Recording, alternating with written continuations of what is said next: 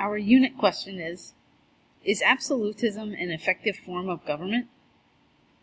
Today's AIM question is, to what extent did absolutism affect the Ottoman and Mughal empires? If we jump to our text, the first absolute ruler we're going to read about is Suleiman the Magnificent, who is the leader of the Ottoman Empire. So before we start reading,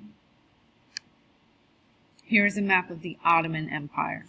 As you can see, it extends over northern and eastern Africa on the coast, onto the Arabian Peninsula, up into modern-day Istanbul, and the Balkan Peninsula. Okay, so that's the territory that Suleiman the Magnificent ruled. Let's read about Suleiman the Magnificent. Suleiman the Magnificent is remembered in Turkey as Kanuni, the lawgiver. He completely overhauled or changed the formerly fragmented Ottoman legal system, meaning their laws were very disjointed. They weren't put together. They were confusing. Suleiman's reforms gave the Ottoman Empire a recognizably modern administration and legal system more than 450 years ago. All Ottoman cities, even the highest, were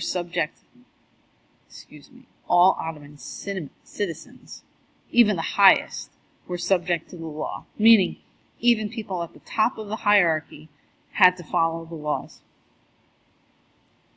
Hiring and firing within the government was based on merit, or what people earned, rather than on the whims or feelings of higher officials, or on family connections. In addition, Suleiman reformed the tax system, dropping extra taxes imposed by his father, and implementing a rate that depended on people's income. It seems like he was trying to make it more fair. Oh, here's a picture of Suleiman the Magnificent. Let's keep reading. When it came to foreign relations, he was just as fair. One of his first acts was to lift the embargo, or block on trade with the Safavid empires, or the Persians, which hurt both Turkish and Persian traders. In addition, he commanded all Ottoman soldiers would pay for any food or other property they took as supplies while on military campaigns, even when in enemy territory. He also instituted, or put in place, protections for Christians and Jewish citizens of the Ottoman Empire, denouncing blood libels, or speaking out against lies about Jews murdering Christians, especially Christian children, to use their blood for rituals, and freeing Christian farm laborers from serfdom. So really quickly, this part in here about blood libels.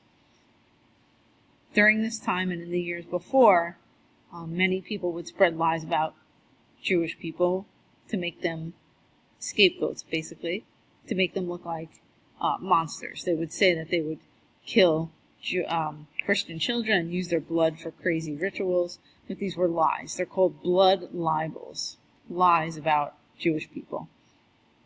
So Suleiman denounced blood libels, meaning he spoke out against them. He told people not to spread lies about Jewish people. Okay? Let's keep reading. However, as a sultan, or as a ruler, Suleiman led 13 major military expeditions and spent more than 10 years of his 46-year reign out on military campaigns. Wow, that's a long time. As a youth, Suleiman was fascinated by Alexander the Great, and his program of military expansion may have been inspired in part by Alexander's conquests. So it sounds like he studied history and was inspired by Alexander the Great of Macedonia. Okay, next we're going to read about Akbar the Great, who was leader of the Mughal Empire. So before we start reading about Akbar, let's look at where the empire was located. So on this map, you can see this is the Indian Peninsula, the subcontinent of India. The territory that's in yellow is what Akbar ruled over. Later, after Akbar, this territory was added in orange. But for now, we're just talking about all of this territory that's in yellow. That's what Akbar ruled over. And here's a picture of Akbar the Great. And let's start reading about him. Akbar of the Mughal Empire was truly an enlightened ruler. He was a philosopher king who had a genuine or true interest in all beliefs and doctrines or religious rules at a time when religious persecution was prevalent throughout Europe and Asia, meaning he was interested in all kinds of religions when at the time it was common for people to be punished for having different beliefs. Understanding that cooperation among all his subjects, Muslims, Hindus, Persians, Central Asians, and indigenous Indians, would be in his best interest, he even tried to establish a new religion that encouraged universal tolerance, or good relations between all. So he's trying to get all of his very diverse subjects to respect each other and their different beliefs. He invited holy men, poets, architects, and artisans to his court from all over the Islamic world for study and discussion, and he created an astounding library of over 24,000 volumes written in Hindi, Persian, Greek, Latin, Arabic, Kashmiri, staffed by scholars, translators, artists, calligraphers, scribes, bookbinders, and readers.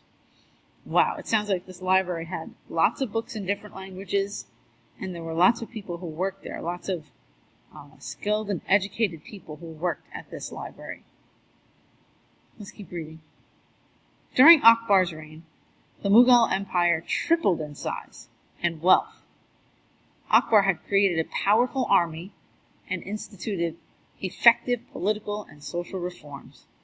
He was the first Muslim ruler to win the trust and loyalty of his Hindu subjects by abolishing or getting rid of the religious tax on Hindus and appointing them to high civil and military posts. He also had Hindu literature translated, participated in Hindu festivals, and married a Rajput princess, realizing that a stable empire depended on strong alliances with the Rajputs, fierce Hindu warriors. Wow, so he even made an alliance by marrying a princess from one of his enemy peoples. I think he was pretty clever.